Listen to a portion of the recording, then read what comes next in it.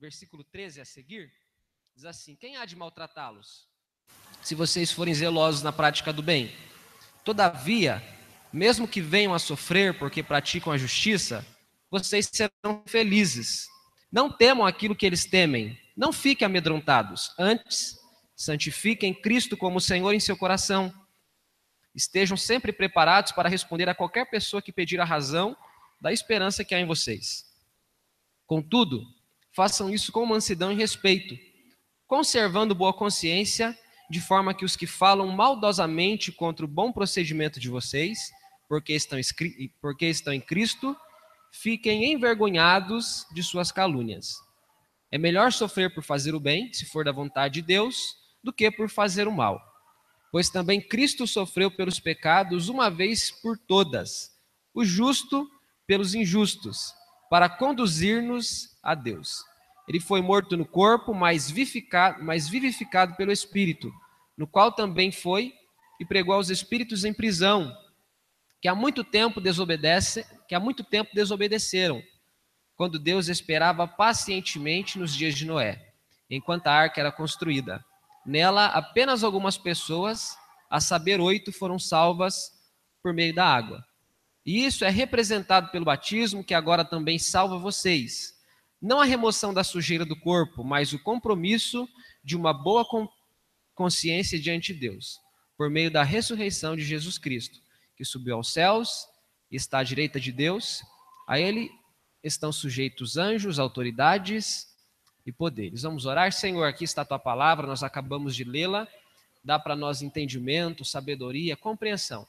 Fala conosco, fica conosco nessa noite, é o que nós te pedimos, em nome de Jesus. Amém. Irmãos, esse é um texto que, se eu pudesse escolher não pregar, eu escolheria não pregar. Esse é um dos textos mais difíceis da Bíblia. Semana passada o pastor Cláudio pregou aqui. No domingo anterior foi o pastor Ramsés, eu estava na congregação de Jandira. Voltando um domingo antes, eu ia pregar nesse texto. Foi quando eu li esse texto durante a semana toda, e para ser sincero, eu falei para vocês, eu não entendi quase nada dele. Foi muito interessante. Eu preguei no livro de Joel, e eu achei que o pastor Ramsés ia pregar ele para eu poder ficar livre, e ele não pregou ele, então eu que vou ter que pregar nesse texto. E ele é difícil, é muito difícil porque ele não é tão claro. Há textos na Bíblia que são muito claros, você lê e você entende sem dúvidas. Mas há textos na Bíblia que não tem tanta informação que sacia a nossa curiosidade, ou que responda às nossas perguntas, ou que esclareça as nossas dúvidas. Esse é um deles, e você vai entender quando eu chegar nessa parte difícil. Talvez você até percebeu na leitura já. Então nós já vimos o que acerca dessa carta. Ela foi escrita pelo apóstolo Pedro, no meio da década de 60, talvez um pouco antes da grande perseguição realizada por Nero. Os cristãos, então, eles são chamados de peregrinos, de dispersos. Eles são chamados de peregrinos estrangeiros. Eles estavam dispersos por todo o Império Romano e sofrendo por conta da perseguição.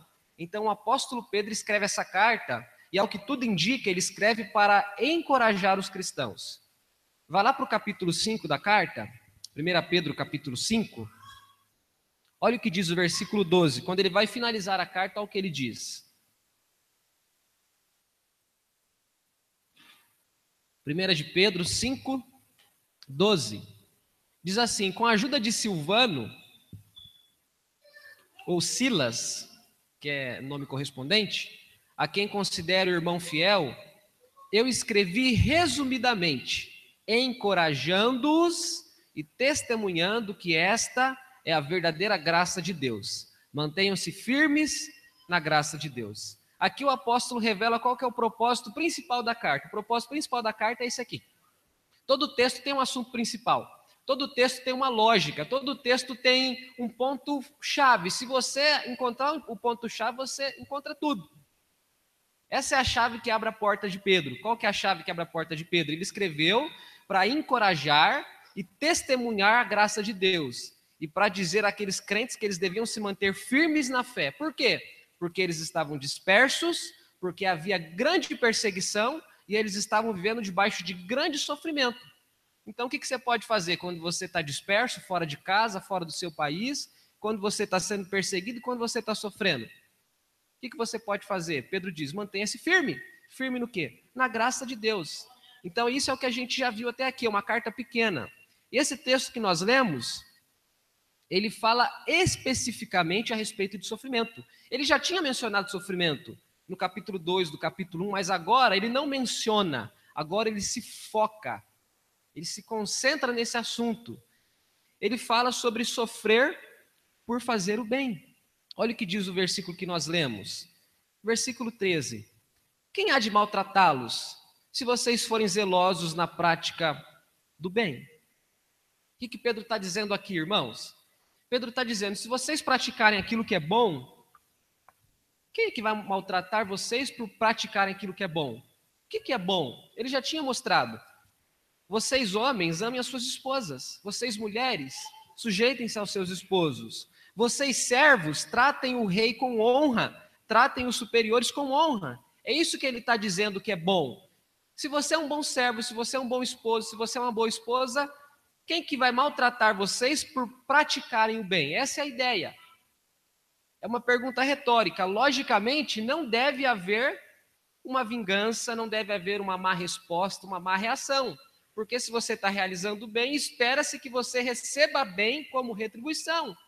Só que ele responde, a lógica nem sempre é essa. Ele diz, todavia, mesmo que venham a sofrer por praticarem a justiça, vocês serão felizes. Então é de se esperar que quem pratica o bem receba o bem como reação. Todavia, há pessoas que sofrem porque praticam a justiça, e essas pessoas são felizes. Ele vai citar o exemplo de Jesus aqui. Vamos esquecer um pouquinho a carta, vamos pensar no contexto da Bíblia. Lembra da história de José do Egito? Um menino que era o filho caçula de Jacó, bisneto de Abraão, o filho predileto dos pais. Era uma casa que tinha muita rivalidade, muita rixa entre os irmãos. Os irmãos acabam vendendo José como escravo. José vai parar no Egito. O texto é claro, essa história começa no capítulo 37 de Gênesis, vai até o capítulo 50. O texto diz que Deus era com José e tudo aquilo que José colocava à mão tinha a bênção de Deus. José foi vendido para o Egito como escravo, chegando lá o Potifar, capitão da guarda do faraó, comprou José. E colocou José como administrador, como mordomo da sua própria casa. E o que aconteceu? A vida ficou maravilhosa para Potifar. Tudo que ele fazia na casa, tudo que José fazia na casa dele tinha a bênção de Deus. De modo que Potifar não sabia mais nada sobre a própria casa. Quem sabia tudo da própria casa de Potifar não era Potifar, era José.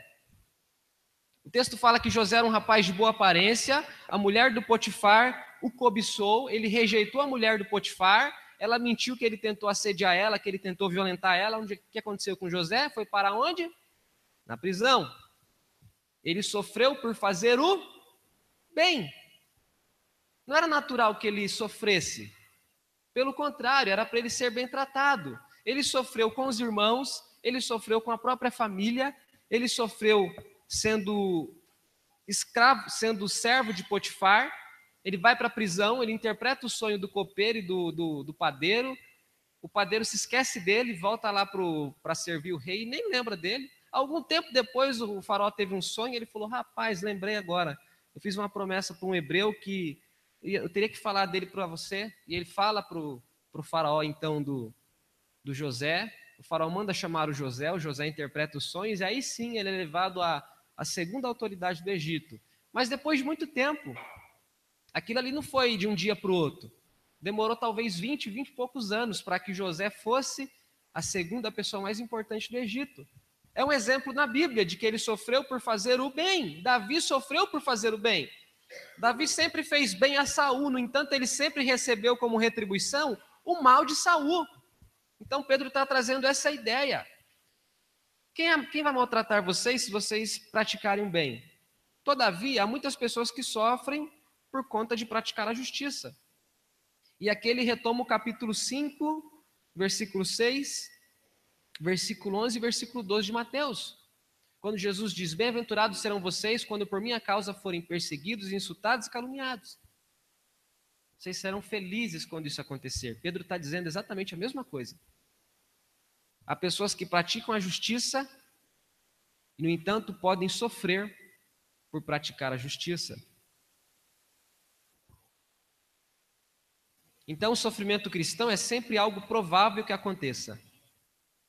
Sofrer para o cristão não é uma exceção. Via de regra, é a regra. Não é um acidente o sofrimento na minha vida, na sua vida, na nossa vida. Pelo contrário, parece que faz parte da regra sofrer.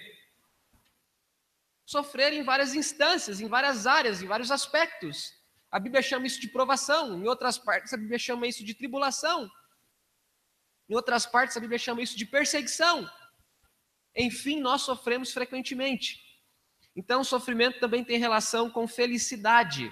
É possível ser feliz mesmo no sofrimento. Pastor, o que tem a ver isso? O senhor ficou doido? Perdeu o juízo? O que tem a ver sofrimento com felicidade? Segundo as palavras de Pedro, é possível encontrar felicidade mesmo no sofrimento. E Jesus havia dito isso: vocês serão felizes, conforme eu citei agora há pouco.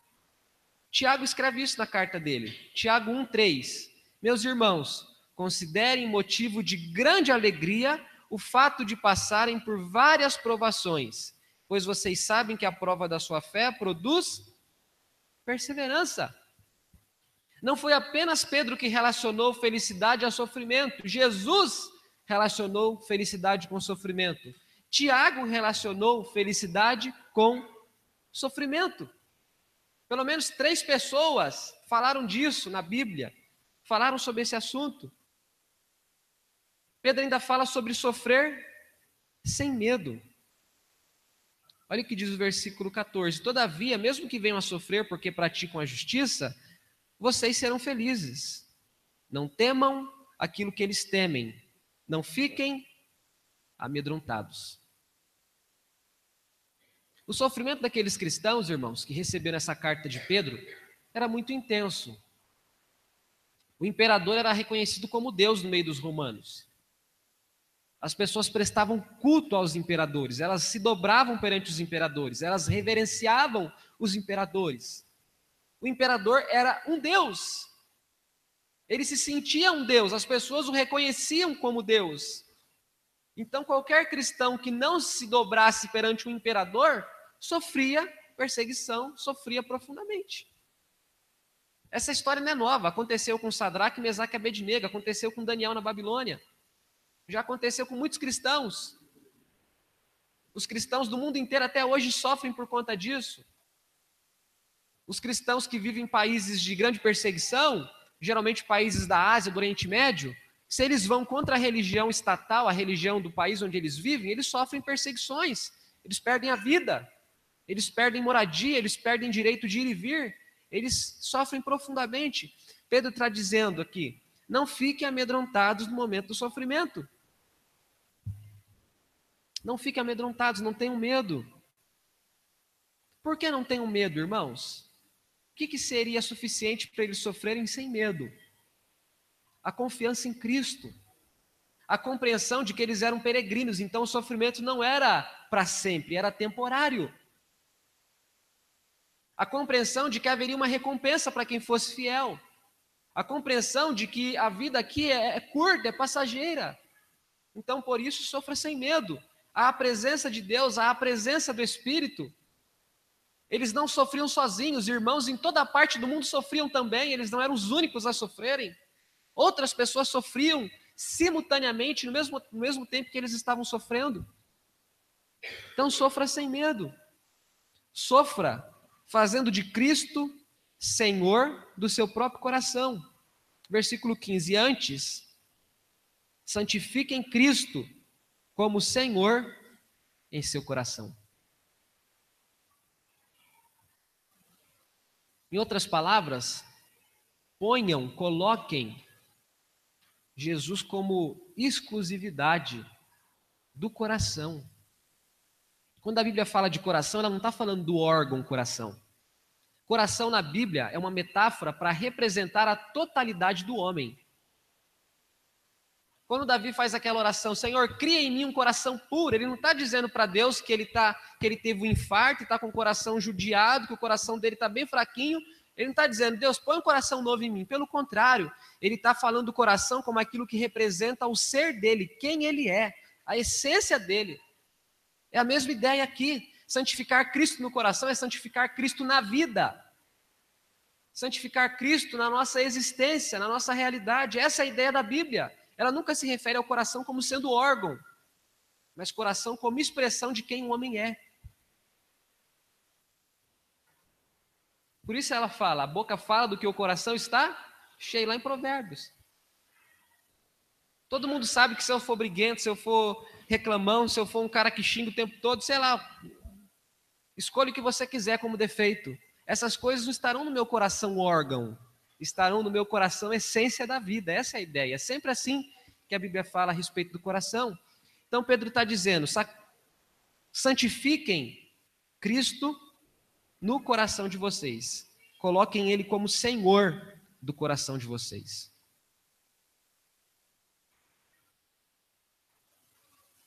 Estejam sempre preparados, versículo 15, para responder a qualquer pessoa que pedir a razão da esperança que há em vocês. Ele relaciona agora sofrimento com testemunho.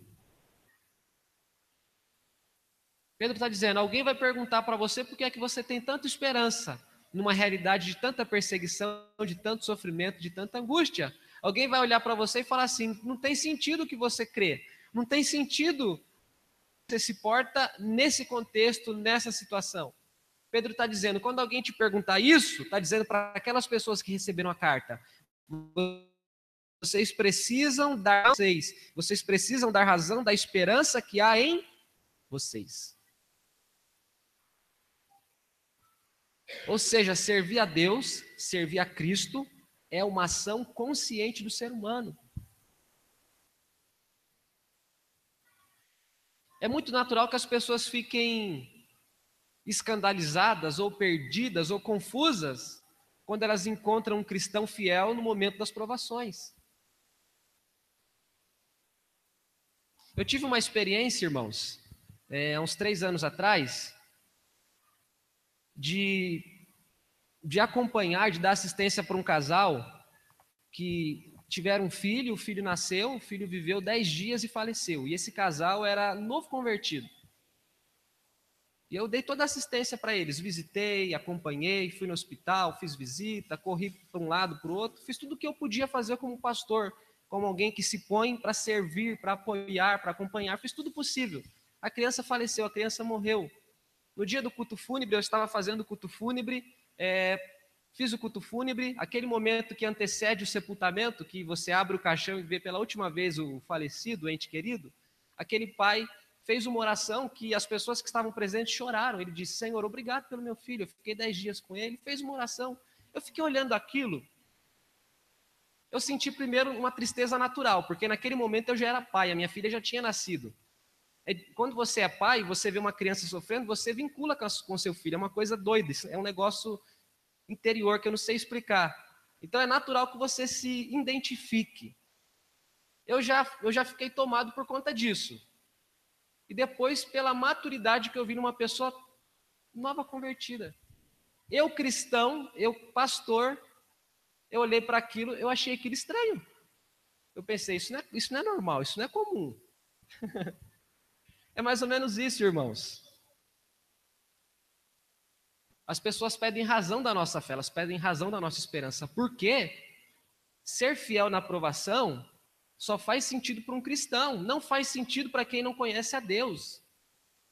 A isso se chama de fanatismo, a isso se chama de alienação. Tem vários nomes para isso. E algumas vezes pode ser esses nomes que as pessoas dão, mas via de regra não é de fato esperança. Nós olhamos para além dessa vida, para além dessa existência. O que Pedro está dizendo? Quando alguém pedir razão da sua fé, esteja pronto para dar razão da sua fé. Aí talvez você pense, pastor, então é um discurso, é um debate, onde você vai convencer o outro por meio das palavras? Não. Como é que você sabe disso, pastor?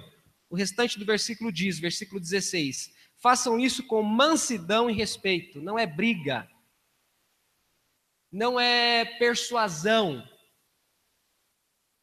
não é convencimento pelo argumento, pela palavra, pela boa fala, é simplesmente dar testemunho da fé. Quer um exemplo disso? Quando Jesus foi entregue por Judas e quando ele foi interrogado por Pilatos, ele fechou a boca dele. Pilatos ficou escandalizado, falou, mas você não vai se defender, camarada? E ele não falou nada. Cumpriu-se o que disse o profeta Isaías, como ovelha muda ele foi para o matadouro. Ele não se defendeu. E o Pilatos, se não estiver enganado, achou aquilo cúmulo. Falou, não é possível, eu nunca vi um cara que é condenado e que não se defenda. Todo mundo se torna advogado nessa hora, e você não fala nada, você fica quieto, você não vai abrir a boca, meu. E ele, ó, é mais ou menos essa a ideia. Então, quando alguém pedir razão da fé, Pedro está dizendo para aquelas pessoas, deem razão da esperança que vocês têm. Contudo, não faça isso de forma agressiva, não faça isso de forma a conquistar o outro pela fala. Faça isso com mansidão, com respeito, conservando boa consciência. Faça com sinceridade, essa é a ideia. De forma que os que falam maldosamente contra o bom procedimento de vocês, porque estão em Cristo, fiquem envergonhados de suas calúnias. Pedro uniu duas coisas que são fundamentais no Evangelho: procedimento e testemunho. Primeiro ele disse, se vocês têm que sofrer, que vocês sofram por fazer o bem, então vivam corretamente, sejam éticos, sejam honestos, sejam sinceros, sejam verdadeiros. Isso fala de conduta, procedimento, ação. Depois ele fala, agora una a sua ação, o seu testemunho. Se alguém pedir razão da sua fé, dê razão da sua fé. Ele uniu duas coisas extremamente potentes: prática e testemunho. Tem uma frase famosa do monge franciscano chamado Francisco de Assis. Pregue o evangelho, o pastor Cláudio falou dela domingo. Se necessário, use palavras. É mais ou menos essa ideia. Pregue o evangelho, viva de modo que ninguém tenha o que falar de você. Sofram por fazer o bem. Se necessário, use palavras. Se necessário, quando? Se alguém pedir razão da sua fé. Pedro uniu duas coisas que são maravilhosas para um povo que está sofrendo, para um povo que está padecendo. Aí ele começa a falar então, no versículo 17, é melhor sofrer por fazer o bem, se for da vontade de Deus, do que por fazer o mal. Depois que se nasce, se sofre, já que se sofre, que se sofra por fazer o bem, e não por fazer o mal. Ele vai dizer isso no capítulo 4. Vira a sua Bíblia aí, vira a página seguinte, capítulo 4, versículo 15. Olha o que ele diz, ele vai falar de novo desse assunto. 4,15. Se algum de vocês sofre, que não seja como assassino, ladrão, criminoso, ou como quem se intromete em negócios alheios. Contudo, se sofre como cristão, não se envergonhe, mas glorifica a Deus por meio desse nome. Então, todo mundo sofre. Já que é para sofrer, que sofra pelo motivo certo, não pelo motivo errado. Não sofra como um transgressor das leis sociais. Não sofra como alguém que prejudica a sociedade, prejudica a pessoa que vive ao seu redor. Não sofra como criminoso, como isso, como aquilo, como aquilo. Sofra por fazer o bem. E ainda mais, se é da vontade de Deus que você sofra pela vontade de Deus. Novamente eu menciono José. José falou para os irmãos, vocês fizeram mal contra mim, mas o mal que vocês fizeram contra mim, Deus o tornou em bem. E é uma história maravilhosa, porque Deus tinha feito uma promessa para Abraão, que Abraão seria a bênção para todas as nações da terra, e por meio dele todos os povos seriam abençoados. E José é bisneto de Abraão. Vocês se lembram que naquele período havia uma fome terrível na terra. Se José não tivesse ido para o Egito, não tinha ninguém no Egito capaz de fazer o que José fez. A história deixa isso claro. O próprio Faraó falou isso, Quem eu acharei em que tem o Espírito de Deus como você? Seja você aquele que vai estocar do jeitinho que você está dizendo. Estoque alimentos, administre o meu país e ninguém morre de fome. Se não tivesse acontecido tudo aquilo, a geração de Abraão pararia em Jacó. Como é que Deus cumpriria a promessa que ele fez a Abraão e a promessa que ele fez ao primeiro casal? Há sim sofrimentos que nós enfrentamos que vêm da parte de Deus, irmãos. Nós não gostamos disso. Para ser honesto, para mim não faz sentido dizer isso, mas não é se faz sentido a mim, é se é bíblico ou não. É bíblico isso. Há sofrimentos que vêm da parte de Deus. Nem todos vêm, mas alguns que vêm. Os caminhos dele não são os nossos. A maneira como ele age não é a nossa maneira. É completamente difícil viver isso na pele, eu tenho consciência disso. Na verdade, eu tenho muito medo quando eu prego coisas assim, sabia? Porque a formação que eu tive no seminário é que Deus separa a gente para pregar, e via de regra, o que a gente prega acontece primeiro com a gente. Eu sempre prego isso com muito temor, porque tudo isso um dia vai virar parte da minha vida, mais cedo ou mais tarde, eu tenho consciência disso. Às vezes eu falo com o coração dolorido. A Bíblia fala disso. Os mensageiros de Deus são aqueles que sofrem profundamente, não mais que o povo, mas às vezes até antecipadamente ao povo. Mas é o que a palavra diz. Depois Pedro insere o exemplo de Jesus. Olha o que ele diz no versículo 18. Pois também Cristo sofreu pelos pecados. Ele está dizendo para a igreja que sofre perseguição, o Deus de vocês, o Senhor de vocês, sofreu. Justo, mas ele sofreu pelos injustos, para nos conduzir a Deus. Pedro está dizendo, não são apenas os cristãos que sofrem.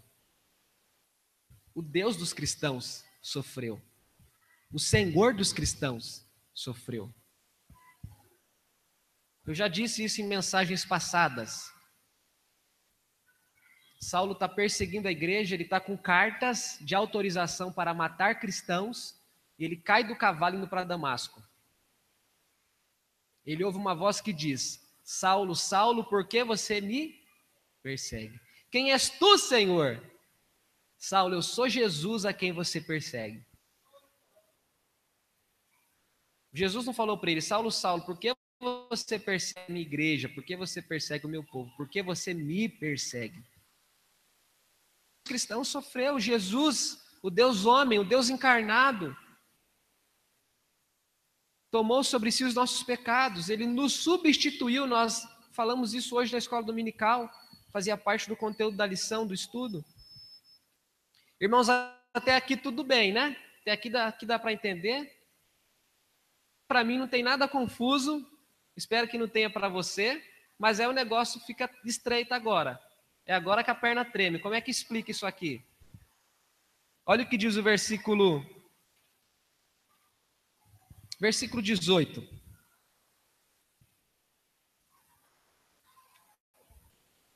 Cristo sofreu pelos pecados, preste bem atenção na leitura.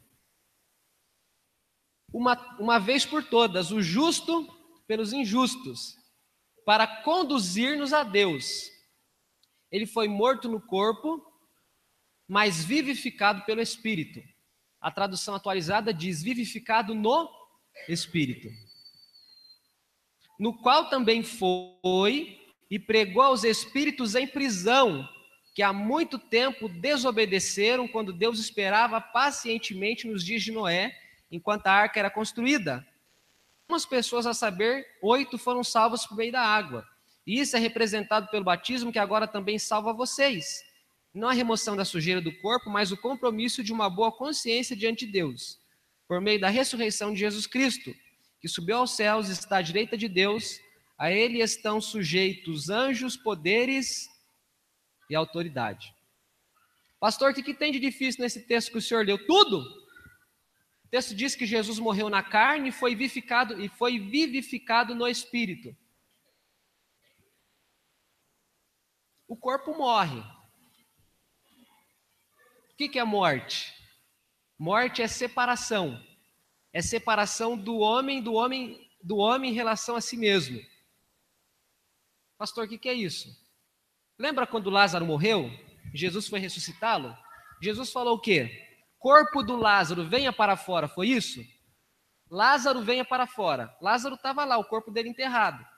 Mas a Bíblia não fala que quando a gente morre, nós voltamos ao pó e o espírito volta a Deus que o deu? Percebe que morrer é o homem estar separado dele mesmo? O que separa? Separa espírito do corpo, matéria. O dia que eu morrer, eu vou estar enterrado, mas eu vou estar com Deus. Entende isso? É doido isso, né? Eu estou ali, corpo, matéria, apodrecendo, virando comida para bactéria, para bicho, e o meu espírito está com Deus. O que é ressurreição? É a união do corpo com o espírito. Então o texto está dizendo que o corpo de Jesus morreu, até aí tudo bem. Mas que o espírito dele foi vivificado, isso é muito estranho, porque o espírito volta para Deus, o espírito não morre. E está escrito na Bíblia que ele foi vivificado no espírito. A tradução que eu tenho é a tradução NVI, que diz que ele foi vivificado pelo espírito. Qual que é o problema? A palavra espírito, na língua que esse texto foi escrito, é a palavra pneuma. Só que você só tem a palavra pneuma para falar de espírito relacionado ao Espírito Santo e espírito relacionado à parte imaterial do homem. É a mesma palavra. E na nossa língua, quando fala de Espírito Santo, aparece em letra maiúscula, Espírito, letra maiúscula. Só que na língua grega não tem letra maiúscula. Quando se escreve Espírito Santo é com letra minúscula. Quando se escreve que Deus soprou Espírito nas narinas do homem, é com letra minúscula. Como saber que Espírito é esse? O texto não oferece para nós respostas, irmãos. Ao que tudo indica, ele foi vivificado pelo Espírito Santo. Essa parece ser a interpretação mais coerente.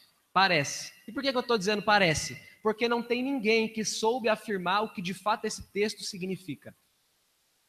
Eu li os melhores textos que eu tenho à minha disposição para ler, ouvi os pregadores mais fiéis à Bíblia e a Deus que eu conheço, e ninguém sabe dizer o que significa isso aqui com exatidão. São possibilidades que se tem. Então, o que tudo indica, Jesus foi vivificado pelo Espírito. Qual que é a outra parte, que é um pouco mais complicada que essa? Versículo 19, diz assim, no qual também foi e pregou aos espíritos em prisão, que há muito tempo desobedeceram quando Deus esperava pacientemente nos dias de Noé, enquanto a arca era construída. Não tem nenhuma parte da Bíblia que diz que Jesus foi aonde os espíritos em prisão estão e que ele pregou para os espíritos em prisão. Como entender esse versículo aqui? Tem uma tradução que diz que ele foi ao inferno, ele foi ao Hades. Pastor, mas Hebreus diz que depois da morte só tem um juízo final, não tem uma segunda chance. Como é que ele foi e pregou para alguém? Para que espíritos em prisão? Tem 3 possibilidades. Presta bem atenção no que eu estou dizendo. Eu não tenho outro jeito de falar isso, irmãos. Então, só tem esse jeito que eu consegui arrumar de falar. Talvez meu pai falaria de outro jeito e qualquer outra pessoa falaria de outro, mas eu só consigo falar desse jeito. A primeira possibilidade é que Cristo foi ao inferno para anunciar o evangelho. As pessoas que durante o dilúvio pereceram, porque ele insere Noé. É uma possibilidade. Isso não faz muito sentido, tá? Não faz sentido. Porque Deus só daria uma segunda chance para as pessoas que pereceram no tempo do dilúvio. Não faz sentido isso. Biblicamente, não. Até porque não há uma segunda chance biblicamente. As chances que você tem de vida, o presbítero Adilson falou aqui muito bem falado, é agora. Se o meu fôlego de vida acabar aqui, minha chance acabou. Vai terminar do jeito que terminou. Não tem dessa de purgatório, não tem essas coisas, não. Por isso diz o Salmo 95, se hoje você ouve a voz do Senhor teu Deus, não endureça o coração. As chances são em vida. Não há uma outra chance. Então não faz sentido essa interpretação. Apesar de que ela é aceita por muitas pessoas, inclusive bons pastores, bons pregadores, gente de confiança. Só que não se esqueça, gente de confiança também tem suas heresias, tá? Gente de confiança também tem interpretações erradas. Inclusive eu, inclusive você, inclusive as pessoas que a gente admira. Uma segunda interpretação é que Cristo foi ao inferno proclamar aos anjos caídos sua vitória. Porque o texto diz que ele foi e pregou a espíritos em prisões. E a Bíblia é muito clara que existem demônios que estão presos, existem anjos caídos que se rebelaram contra Deus que estão presos. E eles são extremamente terríveis. Se eles estivessem soltos, o mundo estava muito pior do que é. Essa é a interpretação mais aceita. A grande maioria entende que é desse jeito. Disso depende o entendimento que se tem de Gênesis capítulo 6, que diz que os filhos de Deus viram as filhas dos homens e tiveram relações com elas, e naquela época nasceram gigantes. Aí quando você vai ler Jó, diz assim, os filhos de Deus se apresentaram perante Deus e veio também Satanás. E tarará, tarará, você conhece a história. Então, biblicamente, os anjos caídos não são chamados de filhos de Deus. Então, essa, apesar de ser a posição da maioria, ela peca nessa área. Os anjos caídos não são filhos de Deus, eles são anjos caídos. O pastor está confundindo a minha cabeça. Imagine a minha. Imagine a minha que tem que pregar sobre um texto que nem eu entendi direito. Uma terceira posição. E essa aqui, ela tem um respaldo de gente de muita confiança, irmãos. Inclusive de um pastor presbiteriano, o Augusto Nicodemos, que é um homem que Deus tem usado de forma poderosa, e tantos outros. É lógico que a admiração que eu tenho por ele acaba me convencendo a pensar assim, não vou ser mentiroso não, vou admitir que tem influência sim. Mas ao mesmo tempo me pareceu ser a interpretação mais exata. O que eles entendem? Olha o que diz o versículo 19. Ele foi morto no corpo, mas vivificado no espírito, no qual também foi e pregou aos espíritos em prisão, que há muito tempo desobedeceram quando Deus esperava pacientemente nos dias de Noé, enquanto a arca era construída. Nessa perspectiva, entende-se que Cristo pregou aos espíritos em prisão por meio de Noé. Como assim, pastor? Não entendi. Lembra que quando aconteceu o dilúvio, o texto diz que a terra estava cheia de violência e Deus resolveu destruir a humanidade por conta da sua perversidade? Quando fala espíritos em prisões, parece falar de pecadores que estão cativos ao pecado. Estão presos ao pecado. E em Judas diz que Noé era pregador da justiça. Então Cristo em Noé, por meio do Espírito Santo, pregou o evangelho àquelas pessoas no tempo do dilúvio. Para mim parece ser. Mas porque isso é claro, irmãos. Quando Isaías dizia, assim diz o Senhor, quem estava pregando por meio de Isaías? O Espírito Santo. Quando todos os profetas diziam, assim diz o Senhor, quando todos os apóstolos pregavam, quem estava pregando através deles? O próprio Espírito Santo. Eles eram boca de Deus, eles eram arautos de Deus. Deus falava por meio deles, eles eram cheios do Espírito, cheios de graça, de autoridade, de ousadia, da presença de Deus. Ao que tudo indica, é a interpretação que é menos perigosa, é essa. Noé era pregador da justiça. Ele anunciou que viria o dilúvio, e ninguém acreditou no Noé. E Jesus pregava através do seu Espírito Santo por meio de Noé. Entenderam, gente? Pastor, então dá para a gente bater o martelo e voltar para casa dizendo que é isso? Não dá. Dá para você voltar para casa sabendo que essa parece ser a mais coerente. Eu disse hoje de manhã para os irmãos na escola dominical, Deus chamou o seu povo não para entender todas as coisas da Bíblia, mas para crer no Evangelho. Nem tudo que eu creio eu entendo, gente. Por exemplo, eu creio na Trindade. Alguém aqui tem dúvida de que Deus é um Deus trino? Deus Pai, Deus Filho e Deus Espírito? Agora tem um de vocês aqui que consegue me explicar como que uma pessoa pode ser três, como que três pode ser um? Que matemática é essa? Nós não fomos chamados para entender a Trindade, nós fomos chamados para crer. O próprio Jesus fala da Trindade. Vão por todo mundo e pregam o evangelho a toda criatura. Batize-os em nome do Pai, do Filho e do Espírito Santo. Vai teimar com Jesus que não existe Trindade. Agora vai explicar o que é Trindade. Então nós não fomos chamados para entender, nós somos chamados para crer. Aquilo que dá para eu crer e entender, eu creio e entendo. Aquilo que dá só para eu crer e não dá para eu não entender, eu só creio e não entendo. Se tiver que falar não sei, não sei. Se tiver que falar não sei explicar, não sei explicar. Não tem que inventar. Viu como é difícil? Mas o negócio não termina aqui.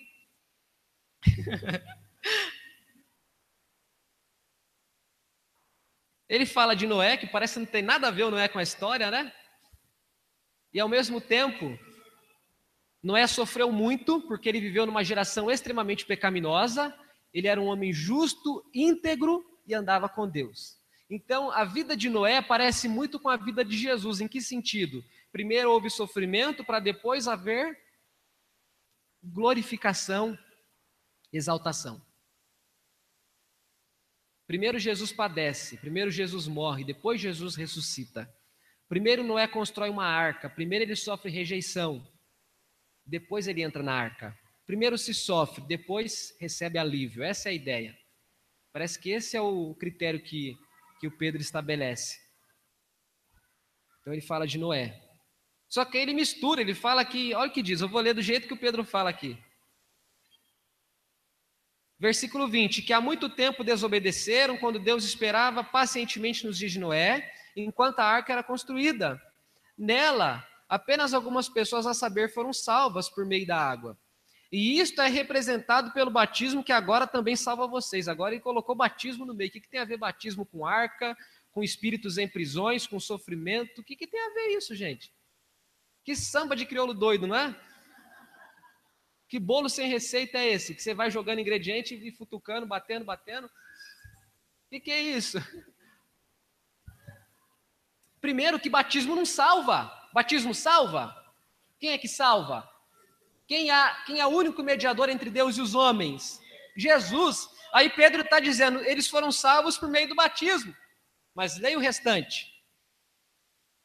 Pelo batismo que agora também salva vocês. Ele continua, não a remoção da sujeira do corpo, mas o compromisso de uma boa consciência diante de Deus. O batismo não tira o pecado. Ele não salva do pecado. Não tem nada que salve do pecado a não ser Cristo Jesus. O batismo salva, segundo Pedro, da consciência diante de Deus. Aí faz sentido. Mas o que tem a ver o batismo com a arca?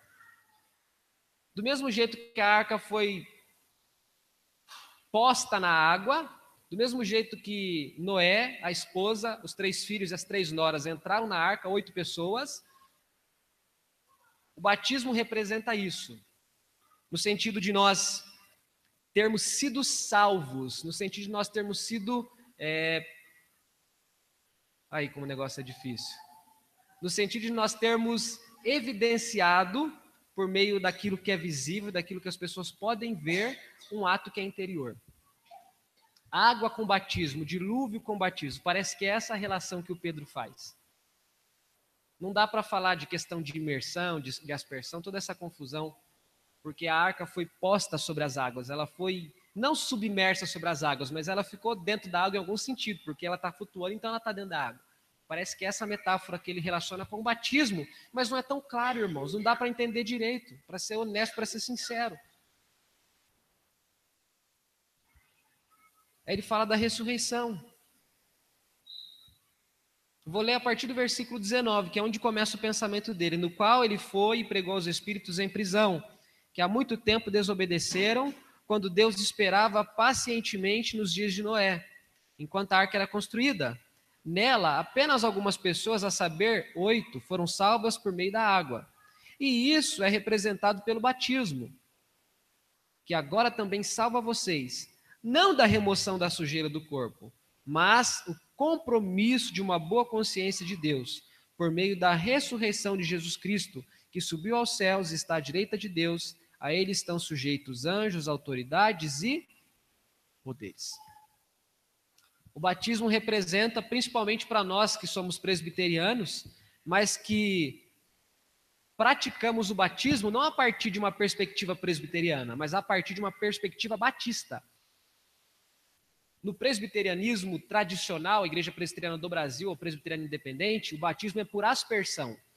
As pessoas não entram dentro de um rio ou de um tanque batismal e são imergidas na água. A água é aspergida sobre elas. É assim que se batiza na maneira presbiteriana. O nosso batismo, apesar de sermos presbiteriano, é de origem batista. Batismo por imersão. E o que a imersão representa? Representa esse movimento de morrer para o pecado e ressurgir para Deus. Essa é a ideia. Nós fomos sepultados com Ele no batismo e ressuscitados com Ele na sua ressurreição. Paulo fala disso. Pastor, então a maneira bíblica de batizar é por imersão? Nós dizemos que sim, os presbiterianos do Brasil dizem que não. E tem os seus motivos. Mateus 4 diz que saindo Jesus da água, então, ao que tudo indica, ninguém vai entrar numa piscina como essa aqui, para depois alguém vir e aspergir água na cabeça, não faz sentido. Para sair da água porque você usou a água, mas aí tem outros textos. O carcereiro mesmo queria se matar, e que Paulo falou, não faça isso, está todo mundo aqui, o que eu faço para ser salvo? Crê no Senhor Jesus, será salvo tu e tua casa. E ele olha para Paulo e Silas e diz, a água aqui, o que me impede de ser batizado? Não parece que tinha uma piscina perto da prisão para ele ser batizado. Tem outros textos bíblicos que também parecem favorecer o batismo por aspersão. É uma outra coisa que ninguém sabe ao certo o que é. O mandamento é para batizar, essa é a ordem. Então, quando Pedro fala dessa questão da arca, essa questão do batismo, parece que é isso que ele está dizendo. É esse movimento. Por que ele falou tudo isso, irmãos? Qual que é o princípio? O princípio é que só há o cessar do sofrimento quando se é exaltado ou glorificado. A ordem é, Jesus primeiro sofre, junto aos céus à vista de todos. E ele resplandeceu com a glória que ele tem. E um dia ele volta do mesmo jeito que aqueles o viram subir. E quando ele voltar, todo olho o verá, do jeito que ele é, cheio de glória. Lembra quando ele vai para o Monte Tabor? E perante os discípulos?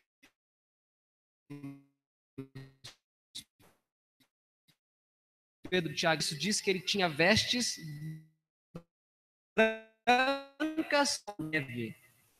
Moisés fala, por a banda de vocês, e Jesus fala, não, Pedro, para com essa êxtase, para com essa...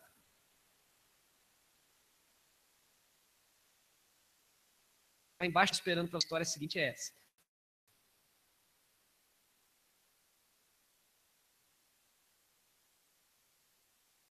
Isso, segundo Isaías, ele era um homem de dores, mas não conheceram quem ele era. O corpo dele ainda era o mesmo, mas era o mesmo, é o corpo que nós temos que voltar.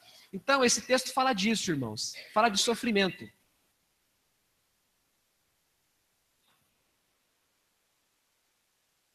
De sofrimento sem sofrimento e testemunho, do mesmo jeito que nós... Amém?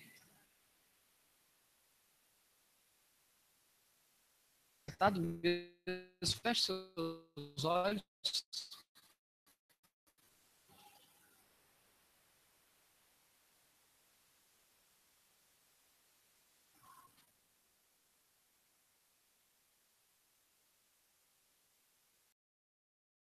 Seu sofrimento, sem dúvidas, não é perseguição, como era para aqueles crentes.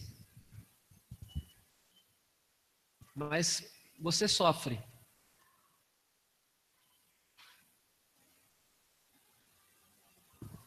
Talvez você sofre pela fidelidade que você tem a Deus.